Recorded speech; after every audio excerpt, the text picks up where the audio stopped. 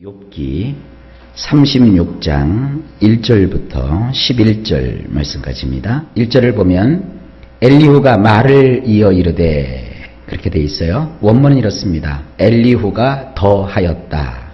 그가 말하였다. 다른 부분 같으면 엘리후가 대답했다. 그가 말하였다. 이렇게 돼 있는데 이 부분은 엘리후가 덧붙였다라는 거예요. 그의 말을 이제 덧붙였다. 그가 말하였다. 36장과는 또 전혀 별개의 말을 다시 새롭게 했다. 이제 그런 뜻입니다. 2절 나를 잠깐 용납하라. 내가 그대에게 보이리니 이는 내가 하나님을 위하여 아직도 할 말이 있음이라. 원문 이렇습니다. 나를 기다려 주시오. 잠깐만. 내가 당신에게 말하리이다. 왜냐하면 아직 엘로하를 위한 말들이 있기 때문이라. 이 무슨 얘기입니까? 욥에게 말하는 거예요. 내가 조금 더 얘기하겠다. 이제 무슨 얘기를 해야 되느냐면 하나님에 관한 이야기를 이제 해주겠다. 그동안에는 뭡니까?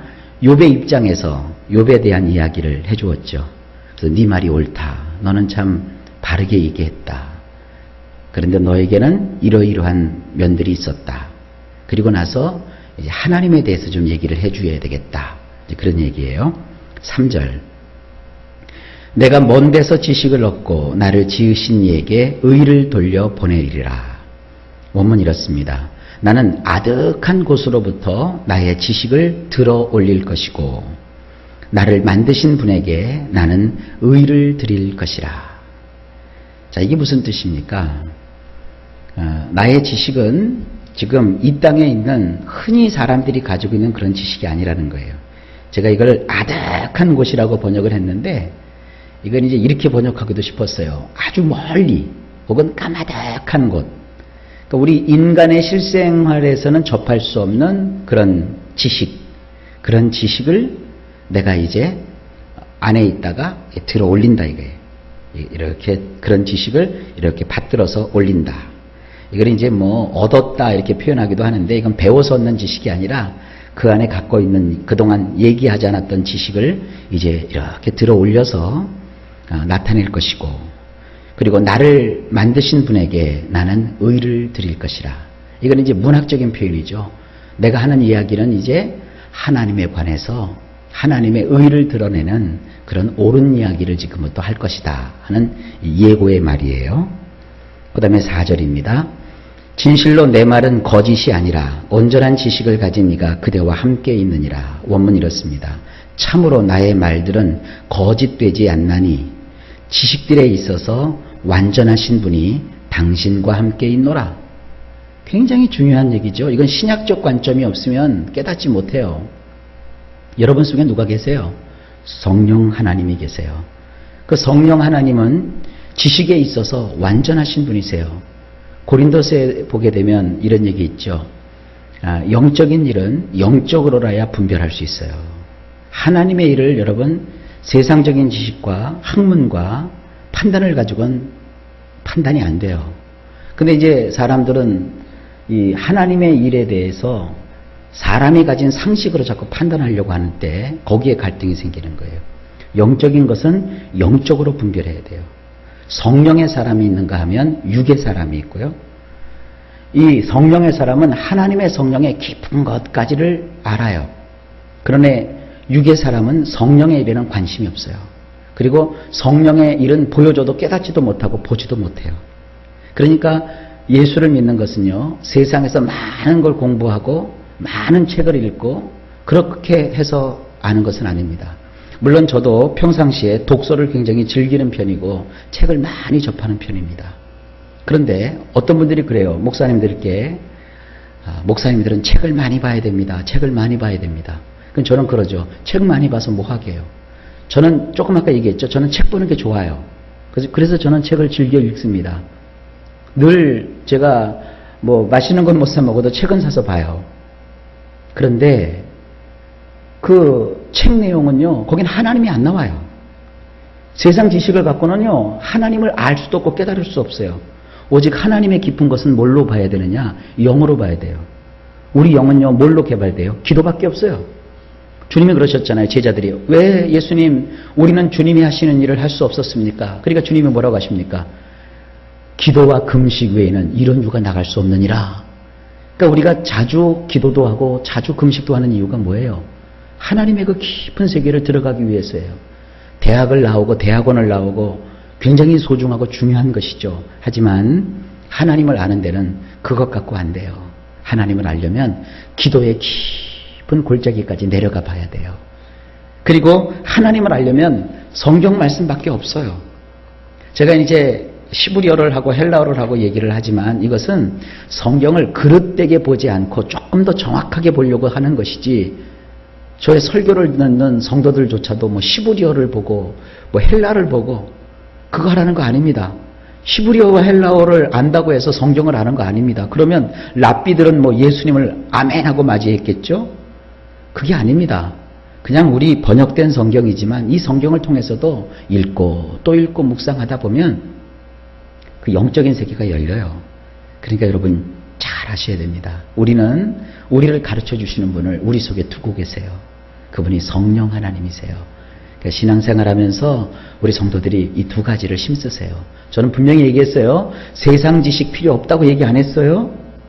신문 같은 거 보면 안 된다 그러지 않았어요.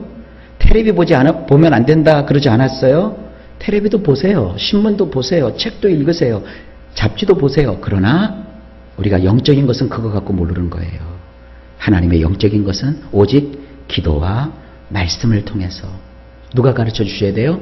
성령님이 가르쳐 주셔서 우리가 그 깊은 데까지 들어가는 것입니다. 그러니까 세상적으로 우리가 많은 걸 공부 안 했어도 우리 하나님 아는 일에 있어서는 무식해지지 말자고요. 하나님을 아는 데 있어서는 우리가 적극적으로 나서시자고요. 자, 5절입니다. 하나님은 능하시나 아무도 멸시하지 아니하시며 그의 지혜가 무궁하사. 이제 하나님에 대해서 설명하고 있어요. 잘 들어보세요. 5절 보라, 엘은 능한 분이시며 그분은 거절하지 않는 분이시니 힘과 마음이 강한 분이시라. 6절 악인을 살려두지 아니하시며 고난받는 자에게 공의를 베푸시며 원문 악하게 행동하는 자는 살만 나게 하지 않으시고 억압받는 자들에게는 샤파트를 베푸시느니라. 하나하나가 다 설교인데요. 쭉 읽어보세요. 7절 그의 눈을 의인에게서 떼지 아니하시고 그를 왕들과 함께 왕좌에 앉히사 영원토록 존귀하게 하시며 원문 그분은 그 두 눈을 의로움에서 물리지 않으시기에 왕들과 함께 보좌 위에 그들을 영원히 앉게 하시며 그들로 높아지게 하시느니라. 조금 설명이 필요하죠? 낮은 자, 억눌림 받은 자를 하나님은 이렇게 높이시는 거예요. 왜냐하면 하나님은 의로움의 하나님이세요. 사람을 억울하게 만들지 않으세요. 사람들 억울한 일 당하면 하늘 향하여 그러죠. 하나님 왜 나를 이렇게 억울하게 하십니까? 그러면 하나님이 솔직히 더 억울하세요. 야, 그거 니네들이 그런 거지 내가 너희를 억울하게 했냐? 아시겠죠? 하나님은요 우리를 들어서 일으켜 주시는 분이세요. 누구와 함께 있게 하신다? 왕들과 함께 보좌 위에 앉게 해주시는 거예요. 여러분의 자식이 있고 여러분들의 손주 손녀가 있고 여러분들의 후손들이 있어요. 내가 가난하다고 그들이 가난한 거 아닙니다. 가만히 생각해보면 그래요. 세종 임금님이 아들을 낳았는데 그 아들이 왕을 이어받았죠. 그분이 누구예요? 문종이세요. 문종께서는 병이 깊어갖고 일찍 가셨어요. 그래서 문종이 누구를 왕으로 세우느냐면 단종을 왕으로 세워요. 이름도 어떻게 단종으로 했는지 모르겠어요.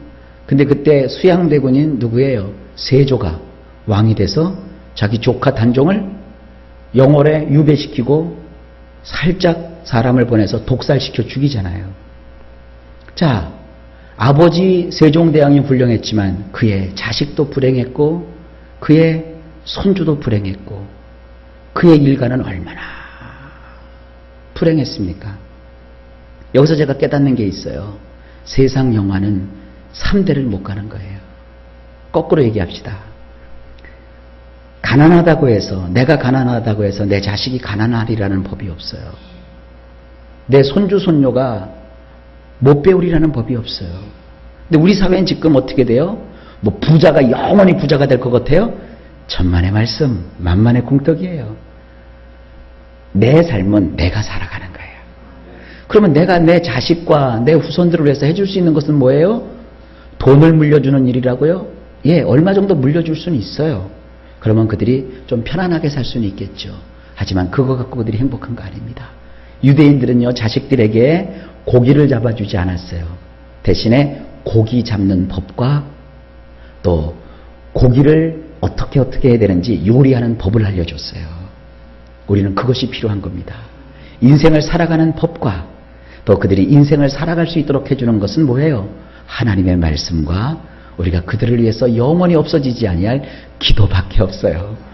여러분, 그러니까 자식 사랑하고 후손 사랑하면 맛있는 밥을 사주는 것도 좋고요, 예쁜 옷을 사주는 것도 좋지만 더 중요한 건 뭐냐? 여러분의 두 무릎을 들이세요. 기도하세요. 그리고 그들을 위해서 마음껏 축복하세요. 하나님은 어떤 분이십니까? 억눌린 자에게서 인물을 나게 해주셔가지고, 그 인물이 누구와 함께 하신다고요? 왕들과 함께 해주신대요. 이 꿈입니다. 아시겠어요? 이게 소망입니다. 하나님, 이런 하나님이십니다. 8절입니다. 혹시 그들이 족쇄에 매이거나 환란의 줄에 얽혔으면, 원문, 만일 그들이 착고에 매여 갇히거나 포로가 되어 억압의 포승줄에 묶여 괴롭게 되었다 치자. 인생에 이런 일이 겪어질 수 있죠? 그러면 어떤 일이 벌어지느냐? 9절. 그들의 소행과 악행과 자신들의 교만한 행위를 알게 하시고, 원문, 그분이 그들에게 자신들의 행위들과 자신들의 반역을 알게 하시나니 이로써 그들은 강해지게 되는 것이라. 굉장히 중요한 얘기입니다. 우리 인생 살다 보면은 때로 포승줄에 묶이는 것 같은 그런 일을 당할 때가 있어요. 그리고 마치 전쟁이 터져가지고 포로가 되듯이 우리가 포로가 되어 갇히는 수가 있어요. 이것은 하나님이 우리를 그렇게 시험하시기 위해서, 하나님이 우리를 버리시기 위해서, 하나님이 우리를 싫어하셔서 그런 것이 아니라 뭐예요? 그런 걸 통해서 우리가 우리 자신의 행위와 우리가 하나님 앞에 반역한 것이 뭔지를 어떻게 해요? 알게 하시는 거예요. 그래서 내가 이러이러한 부분에서 부족했구나, 내가 이러이러한 부분에서 하나님의 마음을 아프게 해드렸구나, 이걸 깨닫게 되는 거예요. 왜 그렇게 하시느냐? 여기 나와요. 이로써 그들은 강해지게 되는 것이래요. 어려움과 또 고난은 내가 무너져 내리는 것이 아니라 나를 강하게 하시는 하나님의 도구인 것을 아십시오. 그러나 억지로 어려움 속에 들어가지는 마세요. 어려움 속에 있을 때 그것이 나를 강하게 하시는 것이다 하는 걸 깨달으십시오. 10절입니다. 그들의 귀를 열어 교훈을 듣게 하시며 명하여 죄악에서 돌이키게 하시나니, 원문이 이렇습니다. 그분은 그들의 귀를 열어 교훈을 향하게 하시며, 그분이 말씀하시나니 이는 그들이 고초로부터 돌아오게 하심 때문이니라. 자, 이것도 굉장히 중요한 얘기입니다. 이 귀를 뭐가 이렇게 덮고 있었어요. 그랬으니 못 들었죠. 근데 하나님은 그 어려움과 고통을 통해서 우리 귀를 덮고 있는 것을 이렇게 벗겨내세요. 영어로는 됩니다. uncovered라고 하는데 우리 말로 표현할 게 없어요. 귀를 이렇게 뭔가 귀딱지를 이렇게 덮고 있었어요. 그 덮고 있는 귀딱지를 하나님 이렇게 떼어버리세요. 그러니까 들려요, 이제. 그래서 우리 귀를 이제는 어디를 향하게 한다? 하나님의 교훈을 향하게 하세요. 평상시에는 설교도 잘 안 듣던 사람들이 이제 고난을 겪고 나면요, 하나님 말씀을 듣기 시작해요.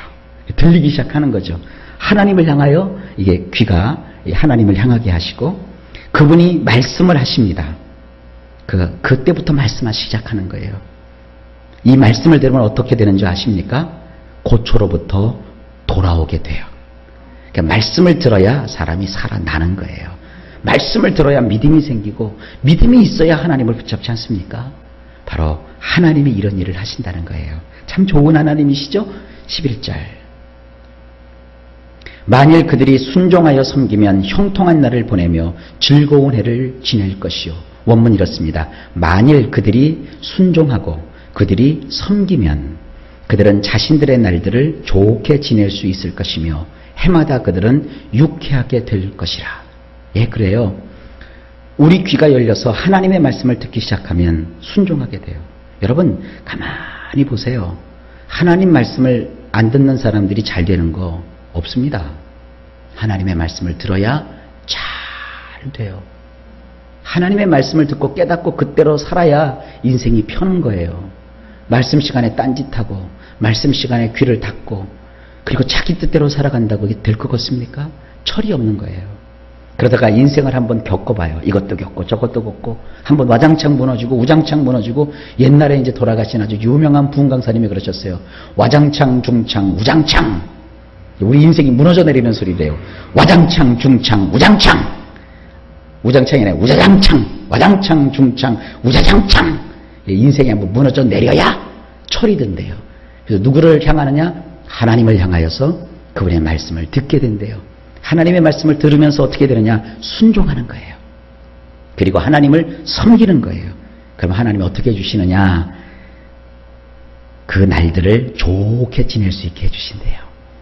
그리고 해마다 그들은 유쾌하게 될 것이래요. 여러분, 이렇게 하나님의 말씀을 듣고 사는 자는 행복한 것입니다. 지금 이 엘리후는 욥에게 이 하나님에 관한 이야기를 이렇게 쭉 해주고 있습니다.